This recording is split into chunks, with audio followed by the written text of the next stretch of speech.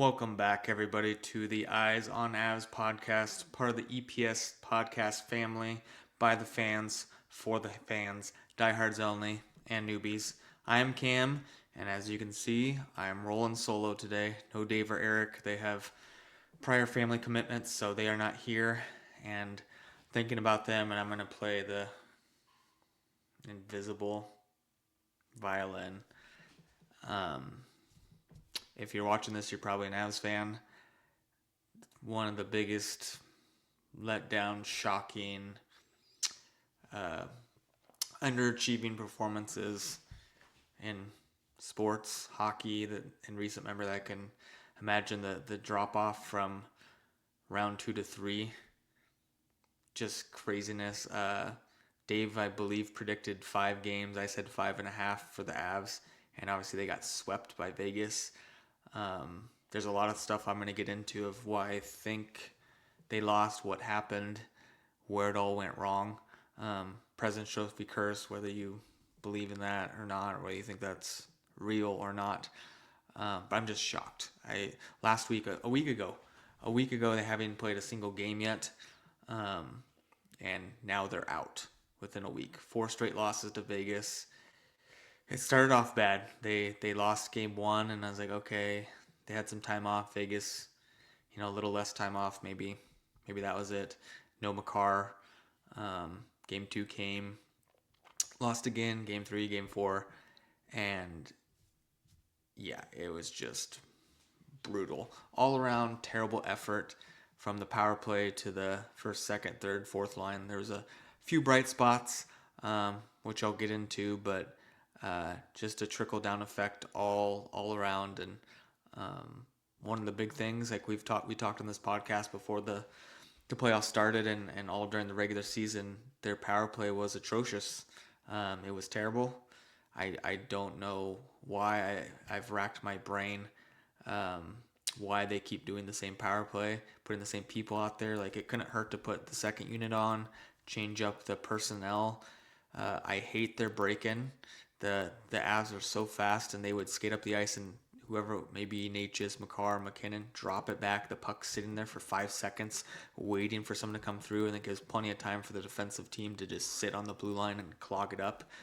I hate dump-ins on the power play, because if you do not get there first, they can just ice it down the other end and kill off more time in the PK. So our power play struggled all year. It did okay against the Wild, but I think that's because the Wild are terrible at the penalty kill, so it's kind of false hope, and then Vegas clogged it up. So I wrote down some stuff. You see me looking down. I have notes since it's just me tonight.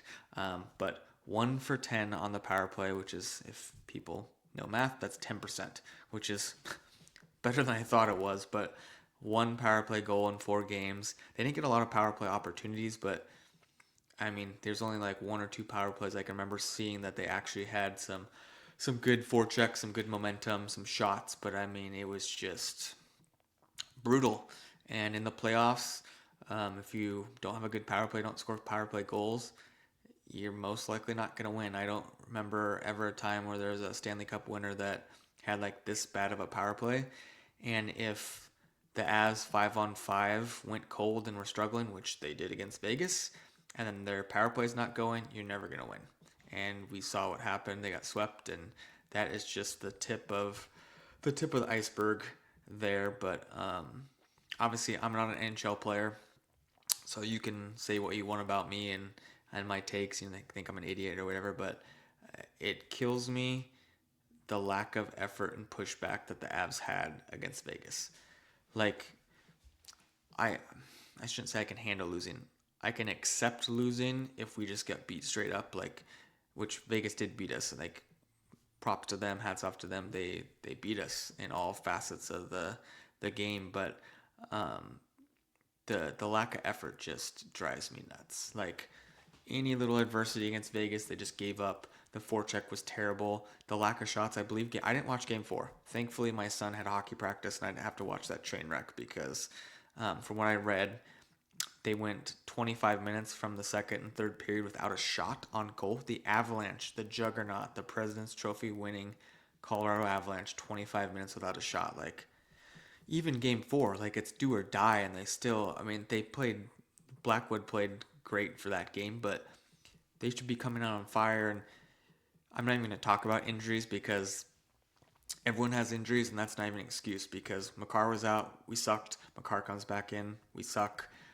It doesn't matter. Everyone has injuries. I'm not even going to go there and blame it. It wasn't the injuries that caused us to lose against Vegas. It was the effort, the forecheck, the power play was atrocious.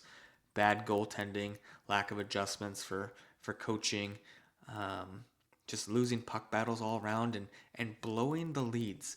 Like going into game 4, the Avs should have been up 2-1. They had a 1-0 lead in game 2. They blew it. They had a 3-0 lead after the first period against Vegas on the road. I was like, okay, here's the Avs. And then 30 seconds into the second period of game 3, Stone scores on the power play. And then they just let him get back in 3-3. I didn't want to watch the rest of that game. I come back in. I see Hertl with that crazy backhand goal, which again was kind of soft by Wedgie. Granted, it was a great backhand, but you should stop that. 4-3, and they're off the race. It's over. Just shocked. No words. Speechless. Whatever hyperbole adjective you want to talk about. It's just, it was such a great year in the regular season. The first 2 rounds, we saw glimpses of this to where you thought maybe this could happen. And the effort level for 60 minutes, they still did not play a full 60-minute game at any point in the playoffs. They did not play a complete Avalanche game from start to finish. You can get away with it against the Kings. Obviously, they got away with it against the Wild. Can't do it against Vegas. The power play is terrible. You can do it against the Kings. Can do it against the Wild. Can't do it against Vegas. Even though I predicted the Avs in 5.5 games, in the back of my head, this is a big team, a heavy team. They out-hit us every single game except for game 4, which we out-hit them 30-29. So it's basically even, but more hitting, more physical. They just wanted it more. They knew they were going to beat us. They weren't afraid of the Avs. The goaltending let us down, which I like both those guys. Wedgie, I was excited for him to get the start in the playoffs. He played well at times, but it wasn't good enough. Let's see here. Wrote this down. So this is for the total playoffs for the 3 rounds that the Avs played. Team goals against average with Blackwood and Wedgwood 285, which could be worse, but Stanley Cup winning goalies, you want to see that low 2s for sure. And then save percentage 901, so almost under 900 for the save percentage, which you want to see that higher as well. And it sucks because everyone's excited middle last year. We got these 2 goalies, goaltending situations fixed. We had to play Dallas in the first round last year, and we know how that went. And then this year, the goaltending was decent the first couple rounds, and then it just fell off against Vegas. And it's kind of, as the team goes, the goaltending goes along, the team's lack of effort probably throws off the goaltending. Wedgie's probably back there going, guys, what the hell is going on? And it messes with his head, and he lets in some of the soft goals, like that Eichel goal where he's off his angle, the one from the point where he's reaching at it, just goes over his shoulder. Like, there's some really questionable goals. Blackwood played good last game in game 4, but a little bit too little, too late, you know what I'm saying? So goaltending, I mean, there's not just one thing. It's the coaching was suspect. There wasn't adjustments. The power play is terrible. The goaltending wasn't up to snuff. The lack of effort, the failure to hold on to leads. It all just came to a head, and like I said, props to Vegas. They wanted it more. You could see it from the very first game. They wanted it, and after game 1, I'm like, okay, the Avs are in one. They have the potential. They have the talent, the roster to get it done, and they just had no pushback. Like blown leads, the lack of effort. They were losing puck battles and left and right, and it was hard to watch. I guess you could say embarrassed. Last year, Game 7 in Dallas, up 2-0, and we blow that game. I wasn't embarrassed. I was just more frustrated. Like, another year wasted in the prime of Landy, McKinnon, and Makar. We have this loaded roster, and we don't get out of the first round. No Stanley Cup again. This year, loaded roster again. Great depth. President's Trophy winners, 121 points in the regular season. First 2 rounds, we got through the first 2 rounds. I'm like, okay, this is cup or bust. We're gonna get another one this year, and then just the complete fall flat on your face, no effort, just getting beat up, beat around, um, up and down the ice. It was embarrassing. I This is probably the first time I've ever been embarrassed to be an Avs fan, just for the lack of effort and push back and fight. Like the group text with Dave and Eric, we just couldn't believe what was going on. Some other buddies were texting back and forth and talking about it, and it just, not only the players, no effort, but there was no adjustments. Like you'd think Bednar would drastically change up the lines, or put the different penalty, the power play out there. Like they scored one goal. Like put the second or third, put LOC and Parker Kelly and Drury on the power play. If they don't score, what's different? The top line doesn't score either, and too many ghosts around there. Let's see here. So probably I'll talk a little about the positives too. Probably the one of the best players in that round, maybe the best player in the conference finals, was Landy. He was putting out the effort. He was hitting, second on the team in the playoffs with 6 goals to Nate's 7. So that's awesome. But here's some numbers right here. Natchez, 1 goal in the playoffs. After what? He had like 39 in the regular season. Nelson, 2 goals. Nichushkin, 2 goals. Kadri, 3 goals. Like we preached depth, depth, depth going in these playoffs because the Avs were so loaded top to bottom, first line to fourth line, and the depth did not show up. They were ghosts. Nelson might have been the worst player in the playoffs for the Avs. Just non-existent outside the occasional face-off. And granted, he did hit a few posts throughout the playoffs that could have been goals. But I mean, his forecheck pressure was non-existent. He seemed scared out there. I don't know if that's the right word. He just was floating around, wasn't going to take the body and going in the corner like he should have. He just wasn't asserting his will. It seemed like the moment was too big for him. Nichushkin never really got going. Granted, he was better on the PK and the forecheck and stuff than Nelson was, but he didn't really get going. And then Natchez, after an amazing regular season, 100-point season, 1 goal in the playoffs. Like he did have some great assists, like on that Kulak series clinching goal in OT against the Wild. Amazing pass, but your stars and your depth have to show up if you want to go deep in the playoffs, and Vegas did, and the Avs didn't. And another year has gone by, another year wasted, and yeah, it's you have to play desperate in the playoffs, and especially when Vegas smacks you around like that in game one. I was expecting the Avs to come out hot and do something to put up the fight, and it was just in spurts. Like I said, they never had a 60-minute effort for an entire game. They'd play good here or there, one period, but they couldn't sustain it for the entire game, and Vegas would just kind of call them the cockroaches. They just kind of wait around, and as soon as the Avs take their foot off the pedal, they answer, pump in a goal or two, tie it up, take a lead, and then they know the Avs just deflate and give up. You could see it on the bench. Their body language, Nate's body language was just terrible. That was hard to see. Like when he gets frustrated, you could see it. Surprised Landy or somebody, which they might have told him like, "Hey, dude, like it's gonna be okay." But he was getting frustrated. That block shot in Game 3 that caused the knee injury, whatever it is, he wasn't himself. But he wasn't himself the first 3 games before it happened. So whatever to that point, but. The depth didn't show up, the goaltending, coaching, and all that. So when Dave and Eric are back on, maybe next week, we'll see if we're going to take a week off or not.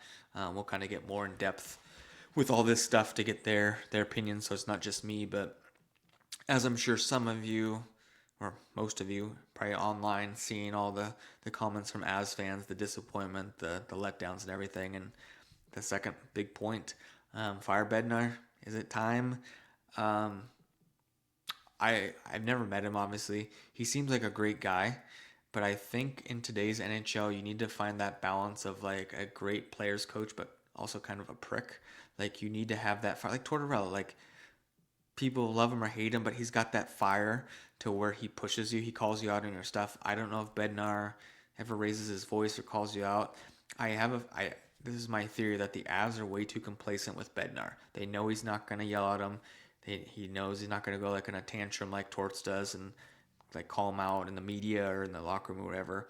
And I think that's what they need because minus the Stanley Cup year, they've lost in the first round, got out of the first round once or twice. Like massive underachievements in the playoffs for the last 10 years with this roster. They should, like I was saying, they should have 3 or 4 cups by now, going for their third cup, going for the fourth cup. And they have the one, which thankfully we have the one cup from 22. But I mean, this should have been another cup year, or at least get the Stanley Cup final, and you never know what happens. But another year wasted. And with Hackstall too, like that power play has been terrible for almost 2 years now. It hasn't been fixed. Personnel change, entry change, it's so slow. Like it kills me on the power play, like how slow they skate and slow it down. Like they're looking for the perfect pass, the perfect lane, the pretty play. It's like you have one extra guy, use your speed. You're the fastest team in the NHL. Move it around, switch positions, whatever. They don't adjust. When the forecheck's not working, when the other teams clog up the neutral zone, there's no adjustment by Bednar. And obviously, they got to the conference finals, which most teams in the NHL would love that. But this is the Avs, cup or bust, the roster they have. And then to get swept in the conference finals, like I would be shocked if Bednar is the coach of the Avs next year. And if he is somehow the coach of the Avs next year at the start of the regular season, he's probably going to have a very short leash. You could see Sakic up in the press box just disgusted from the effort. And I see online too, people like, Bednar isn't on the ice. It's up to the players ultimately. Like, yes, the team had a massive letdown. They did not get it done under Chief, but it's also on the coach to kind of make the adjustments, fire them up, call them out, like, hey, you guys are sucking it up. Like, where's the effort? Yell at them, change up lines even more. Like, bench players, you're not playing great, playing like crap. Call them out on the stuff. Don't let them play. Like, bench Natchez, bench McKinnon if he's got that bad attitude, and call him out. And players might not like it, but I mean, that's how you win in the playoffs. It gets tough. Like, you got to adjust, and there wasn't enough adjustment this year. There hasn't been enough adjustment any year. Anybody could have won. I could have coached the Avalanche to the Stanley Cup in 22. Like, that roster was loaded, and that's what's so frustrating is this year was like 22. Like, everything was in place. Like, the goaltending should have been better. Defensemen, we had the big bodies. We had Makar, we had Taves, Malinsky. Depth top to bottom. Our fourth line was just nasty all year. They're nasty in the playoffs. Landy was healthy, a full year under his belt after the injury coming back. McKinnon in his prime. And they just didn't get it done. And sometimes that falls on the coach. And he's been around a long time, but look at these teams that fire their coaches and have success. Like, Torts got hired with 8 games left in the regular season for Vegas, and now they're going to the Stanley Cup final, and God forbid they win. Whoever it is, Montreal or Carolina, going to be rooting for them. Not a Vegas fan, not because they beat us, but just not a fan of them. So definitely going to be rooting for whoever they're playing to get it done. But I think it's time. I think the Avs need a new voice in the locker room, definitely to kind of have a wake-up call. And the players always say when the coach gets fired, it's like, it's on us, it's on us. Sucks the coach has to take the fall, but I mean, I think it's just they've gotten too comfortable with Bednar. He doesn't call him out. He doesn't push him enough, and they just need a new voice. McKinnon's going to be 31 next year. Makar's going to be 28 in the playoffs.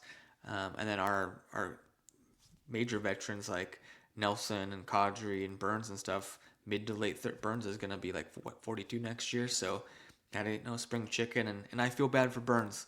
Signing with the Avs, seeing that roster, it's like, okay, this is my best shot as a cup hopefully. And he played well at times too. He did have some moments like the rest of them where he made some massive mistakes and cost us. But I mean, I feel bad for him. I feel bad for the whole team and those guys. I mean, yes, they work hard and the effort wasn't there, but you still feel bad. Like the work they put in all year long, 82 game season, then you got to grind it out through the playoffs, and you come up short of your goal with the cup, and they just don't get it done. So you guys can comment on social media, comment on YouTube if you're watching this live, or if you watch it later, what do you think about the Bednar situation. But my feeling is I think it's time, especially after that sweep in the conference finals. That's unacceptable with that roster to not only not get another Stanley Cup, but to get swept in the conference finals. The first 2 games at home was just mind-blowing, and then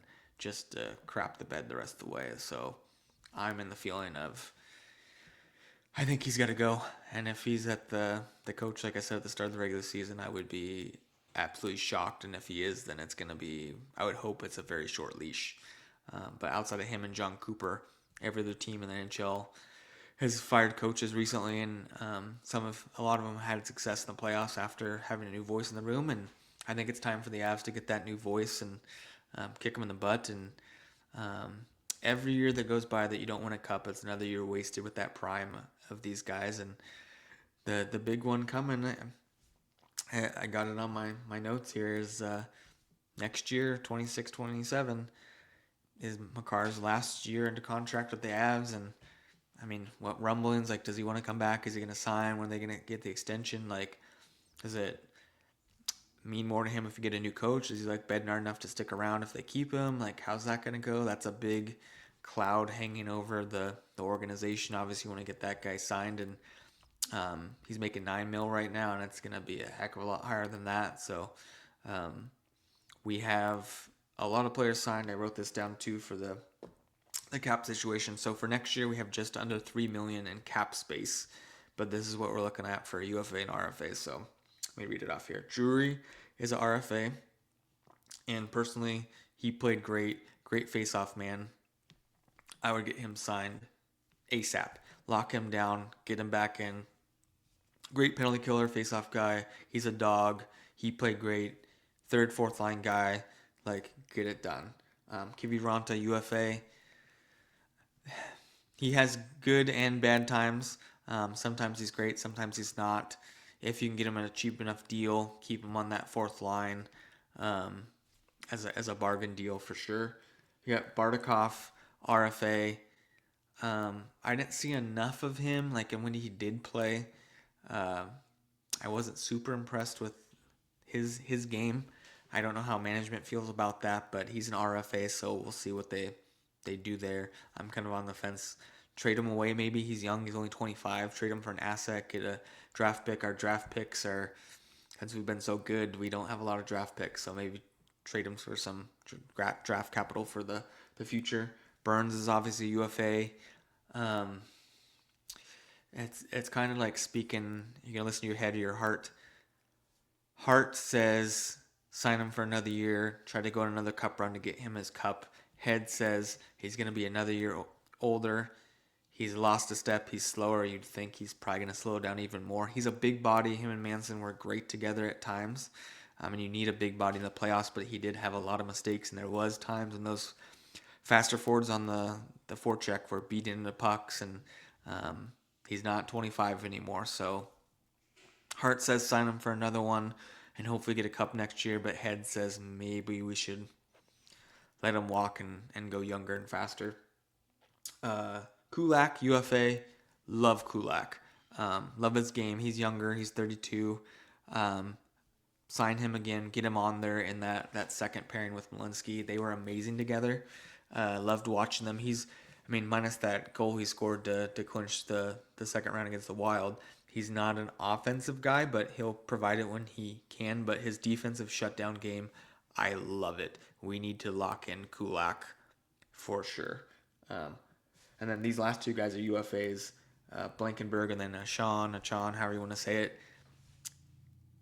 So everyone, if you watch this, knew I was not a fan of Quinn Hughes for a myriad of reasons with his flopping, but he's so small back there that when we took the body on him, he just folded, and in front of the net, he just isn't big enough. These two guys are small defensemen, and yes, speedy, but I think if you're going to be in the playoffs, those guys are too small back there. You saw them get banged around.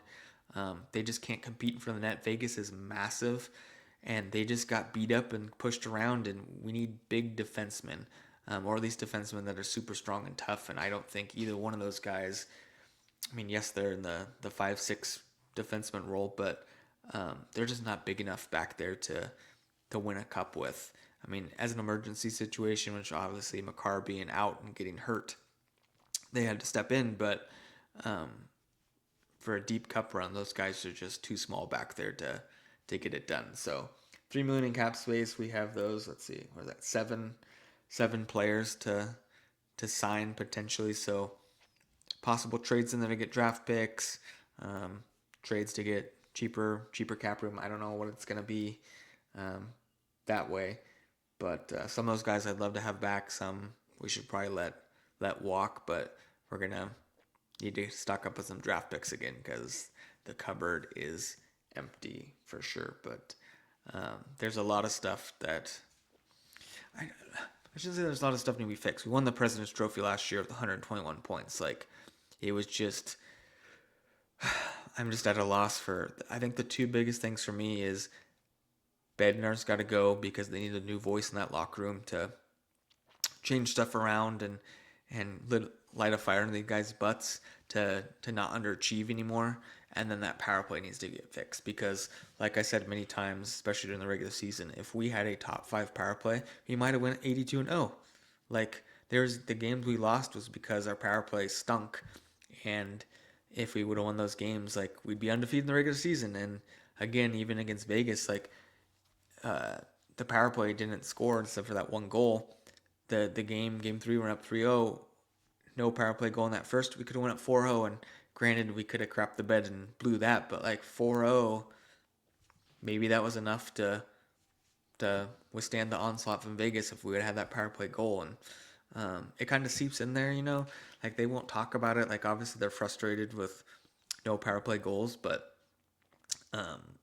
if you get a power play and then it's not been going great and then you don't get a power play goal and you're coming off the ice, you're just giving all the momentum to Vegas. You guys are teams not necessarily fighting, but it's like, come on guys, you gotta get that power play goal, and it just seeps in. It's just a microcosm of everything else. It just compounds. Wedgie's seeing him not score. He's like, oh my god, no power play goal again. Everyone on the bench is like, we didn't score on the power play goal again. Like, and then Vegas scores is 3-1 on their power play, and it's like, come on guys. So I think a new coaching voice, fixing the power play, and then figuring out what we're gonna do with the 5-6 spot for the defensemen and the bottom 6 who we're gonna re-sign or add. That way, it's gonna be an interesting offseason for sure.